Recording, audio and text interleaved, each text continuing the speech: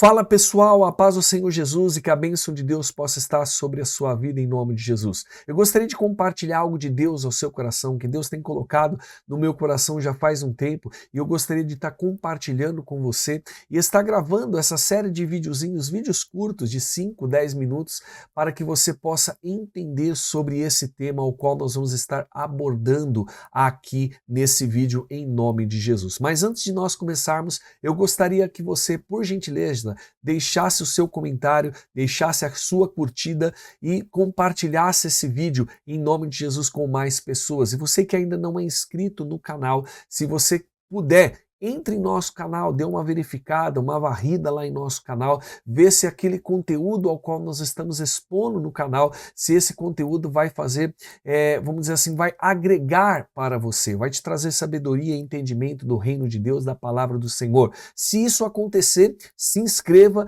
e não se esqueça também de compartilhar para que mais pessoas possam ser inscritas e mais pessoas possam alcançar essa gratificação, essa graça de Deus que é o reino do Senhor, amém? Então essa série de vídeos que eu vou estar falando é justamente sobre a salvação em Deus, a salvação em Jesus Cristo. E eu quero começar justamente falando sobre o reino de Deus, porque não adianta você querer ser salvo se você não entender o que constitui o reino de Deus e aonde se constitui o reino do Senhor. A Bíblia fala em Mateus capítulo 6, versículo 30, Jesus ele diz às pessoas que estão ali no Monte das Oliveiras, ao qual Cristo está ministrando o Sermão do Monte, Jesus ele disse, buscai primeiro o reino de Deus e a sua justiça, e as demais coisas vão ser acrescentadas, não é? Certa vez Cristo chega para as pessoas e para os discípulos e diz que o reino dele não pertencia a esse mundo, que esse mundo não era o reino dele, mas o reino dele constituía em estar fazendo a vontade do Deus Pai Todo-Poderoso. Então, você vê várias vezes Cristo falando sobre o reino dele, sobre a presença dele, sobre a unção dele, sobre a vida das pessoas. Então, isso que nós vamos estar tentando entender nesse vídeo curto aqui ao qual estou gravando, para que você possa ouvir e entender e absorver o máximo possível do que seria o reino de Deus. Então abra sua Bíblia em João capítulo 3, que é justamente algo ao qual Jesus ensina para esse homem. Provavelmente você já ouviu esse texto, já ouviu pregadores falar sobre esse texto, mas eu gostaria de destacar alguns pontos, amém? Nesse texto, para que Deus possa abençoar a sua vida em nome de Jesus. João capítulo 3, a partir do versículo 1, ele vai dizer assim, havia entre os fariseus um homem chamado Nicodemos, um dos principais dos judeus. Este foi ter de noite com Jesus e disse, Rabi, sabemos que é mestre vindo de Deus, pois ninguém poderia fazer esses sinais miraculosos que tu fazes se Deus não fosse com ele. Jesus respondeu, em verdade te digo, que quem não nascer de novo não pode ver o reino de Deus. Grave isso bem na tua mente, porque Jesus ele mostra primeiro que quem não nascer de novo, ele não pode ver o reino de Deus. Amém? E aí o versículo 4, Nicodemos faz uma pergunta para Cristo, pois ele não entende a colocação que Jesus quis dizer nesse versículo 3. Ele diz assim, perguntou-lhe Nicodemos, como pode um homem nascer sendo velho? Poderá voltar ao ventre da sua mãe e nascer? Aí Jesus vem com a resposta justamente para a pergunta de Nicodemos no versículo 5, que diz assim, Jesus respondeu, em verdade te digo, que aquele que não nascer da água, amém, e do Espírito, não pode entrar no reino de Deus. Você viu como mudou? Então aquele que não é nascido de Deus, ele não pode ver o reino de Deus. Mas aquele que não é nascido da água e do Espírito, esse não pode entrar no reino de Deus. Então você vê que são duas colocações de Jesus totalmente diferentes no mesmo capítulo. Então nós vamos continuar só para você entender. Versículo 6. O que é nascido da carne é carne, mas o que é nascido do Espírito é Espírito. Não te maravilhes de eu te dizer, necessário vos é nascer de novo. E para encerrar, o versículo 8 ele diz, o vento sopra onde quer e ouves a sua voz, mas não sabes de onde vem, nem para onde vai. Assim é todo aquele que é nascido do Espírito. Amém? E olha só, para a gente poder encerrar aqui, vamos continuar lendo o versículo 9, ele diz, Nicodemos perguntou, como pode ser isso? E Jesus responde, tu és mestre em Israel e não compreende estas coisas? em verdade te digo, que nós dizemos o que sabemos e testificamos do que vimos, contudo, não aceitais o nosso testemunho. Aqui Jesus já estava direcionando justamente para os fariseus, para as pessoas que não aceitavam o testemunho de Cristo, a palavra de Jesus, a palavra que era ministrada de Cristo. Então, olha só, vamos parar por aqui para que a gente possa entender um pouco esse contexto ao qual Cristo estava dialogando justamente com Nicodemos. Primeiro, você precisa entender que Nicodemos não era qualquer pessoa. Nicodemos, ele era um fariseu e um dos principais dos fariseus. Amém? Então Nicodemos, ele era um homem estudado que entendia da lei de Deus, da Torá, entendia da história justamente do povo de Israel e também Nicodemos entendia das profecias que falavam sobre o Messias. Nicodemos não era aquele jovem eunuco que Filipe encontra no meio do caminho, que não estava compreendendo sobre o que Isaías declarava. Nicodemos, ele era um homem sábio, dotado de sabedoria, justamente da palavra de Deus. Então Nicodemos não era nenhum leigo, ele era, apesar de ser uma pessoa religiosa, ele era uma pessoa que tinha um conhecimento muito grande. Por que você fala que ele era uma pessoa religiosa? Porque no versículo de número 2 destaca-se que Nicodemos não queria ser visto com Cristo. Amém? Ele não queria ser visto por Jesus. Por quê? Porque nesse período da vida de Cristo, Jesus estava no ano da sua popularidade, devia ser assim mais ou menos uns 2 anos de ministério. Cristo começa o seu ministério aos 30 anos de idade, então Jesus poderia ter de 31 a 32 anos de idade nesse período aqui. Então Jesus já era uma pessoa, vamos dizer assim, falada em toda Israel. Jesus já era falado em todo Israel. Então, por exemplo, os fariseus já o conheciam, os saduceus já o conheciam, todos aqueles que estavam na elite de Israel sabia e conhecia de Jesus, sabia quem era Cristo. Amém? Não é à toa que alguns fariseus já estavam conspirando contra Cristo para prender a Jesus e quem sabe então até matá-lo. Amém? Eu disse em alguns vídeos atrás que o povo judeu naquela época não poderia executar ninguém porque eles estavam sob o domínio de Roma, mas prender alguém eles podiam. Então eles já estavam conspirando contra Cristo para prender a Jesus por causa dos ensinamentos de Cristo. Então Nicodemos, como ele era um homem da alta elite, da alta sociedade, ele não gostaria de ser visto com Cristo justamente para que ele não pegasse bem, né?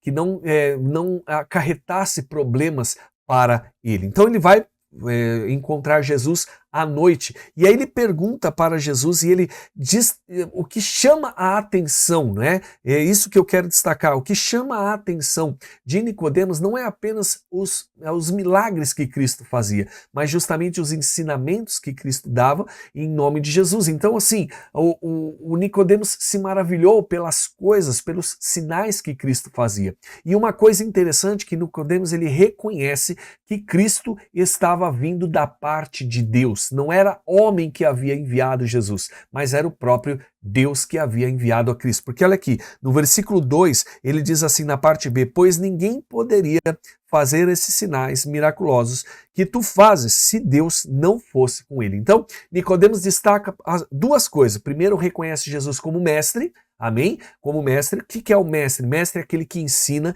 mestre é aquele que educa, aquele que fala. Então ele reconheceu a autoridade de Jesus, reconheceu que ele era um homem sábio, que Cristo era um homem sábio. Amém? E depois ele reconhece o poder miraculoso de Jesus. Amém? Os milagres ao qual Cristo havia feito durante todo o seu ministério. E aí vem o ponto-chave, que Jesus vê justamente em Nicodemos a vontade de entender sobre a vinda de Cristo. Então Jesus ele começa justamente mostrando para Nicodemos o seguinte, que aquele que não nascer de Deus, não nascer de novo, não pode ver o reino de Deus. Amém? Lá em Romanos, capítulo de número 14, o apóstolo Paulo ele vai falar que o reino de Deus não constitui em comida e nem bebida. Então, o que constitui o reino de Deus? Quando você entende, o que você pode entender sobre o reino de Deus? O reino de Deus, ele é algo sobrenatural. O reino de Deus é onde a soberania de Deus, o poder de Deus, a autoridade de Deus, o domínio de Deus é pleno. Amém? Então olha só como é que é interessante. Isso significa que se eu nascer de Deus, se eu nascer do Senhor, se eu estar salvo, se eu me considerar uma pessoa salva, se eu me converter diante de Deus e confessar o nome de Jesus, então isso significa que eu vou ver o reino de Deus, eu vou ver o próprio Deus, porque o reino de Deus é onde Deus habita, é onde Deus está. Eu aprendi algo muitos anos atrás com a teologia, que o meu professor ele dizia o seguinte, que Deus havia criado os céus e a terra para que o homem habitasse. E Deus cria o homem para que ele possa habitar. Amém? Olha só como é que é interessante. Então isso acaba se tornando, você acaba se tornando justamente a morada de Deus, o reino de Deus. Amém? Os céus e a terra de Deus. Amém? Olha só, e isso é muito interessante quando você recebe Jesus, o próprio Cristo fala que ele, o Pai e o Espírito Santo vêm e faz morada dentro de você. Não é à toa que aí ele explica justamente para Nicodemos isso, que quem não nascer da água e do Espírito, esse não pode entrar no reino de Deus. Esse não pode ter comunhão com Deus. O que é a água e o Espírito? A água é a palavra de Deus. Então aquele que não nascer de Jesus, que é a própria palavra de Deus, esse não pode entrar no reino de Deus. O apóstolo Pedro, ele vai ministrar em Atos capítulo 3 o seguinte, que em Atos capítulo 2, perdão, aquele que confessar o nome de Jesus, esse será salvo. Então aquele que confessar que Cristo é o Senhor, que Jesus tem o poder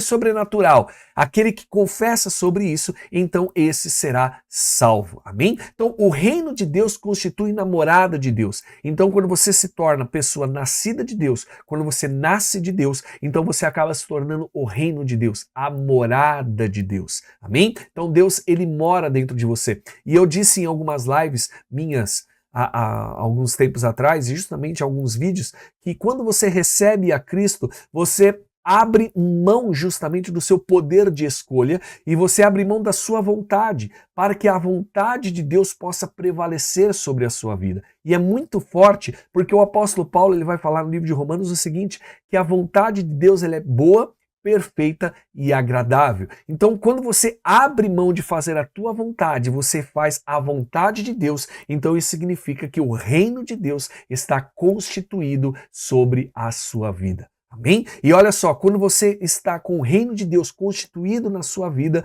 isso significa que o diabo não pode lhe tocar. Amém? Então, a importância de você receber a Jesus, a importância de você receber a Cristo, a importância de você aceitar Jesus, de você se converter dos seus maus caminhos e você deixar de praticar as obras da carne, as vontades da carne e começar a praticar a vontade de Deus, que é boa, perfeita e agradável.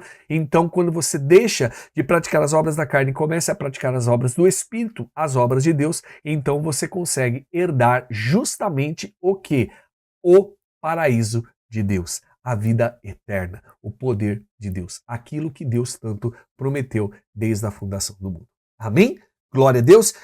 Então, o que é o reino de Deus? O reino de Deus é onde Deus domina, é onde Deus habita, é onde Deus está. Amém? Então, voltando lá para Romanos, quando Paulo fala que o reino de Deus não é constituído em comida e nem em bebida. O que ele quer dizer? Que o reino de Deus ele não é físico, mas sim algo espiritual. Amém? Então, às vezes as pessoas elas confundem muito, dizendo que ela vai na igreja, né? Ela vai com a intenção de procurar um alívio para a sua carne, para a sua vida física, ou seja, um bem material, um bom casamento, não é? Então ela procura o reino de Deus para satisfazer a sua vontade física. Só que isso não é, vamos dizer assim, não é real. Amém? O que é real? O reino de Deus ele não é físico, mas ele é espiritual.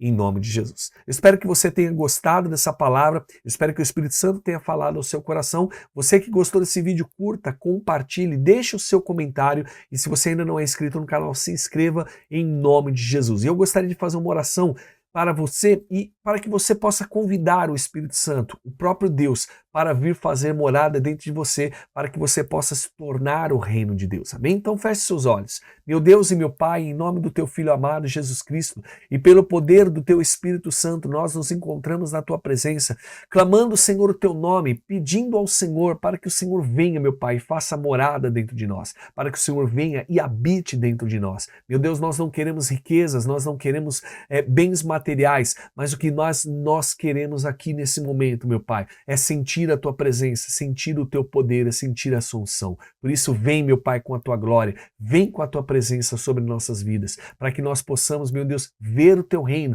para que nós possamos entrar no teu reino, para que nós possamos compartilhar do teu reino sobre nós em nome de Jesus. É o que eu te peço e eu te agradeço em nome de Jesus. Você que crê, diga amém e graças a Deus. Mais uma vez, eu peço a todos vocês que gostou desse vídeo, curta, compartilhe, deixe o seu comentário e também, se você ainda não é inscrito no canal, se inscreva e Deus te abençoe em nome de Jesus.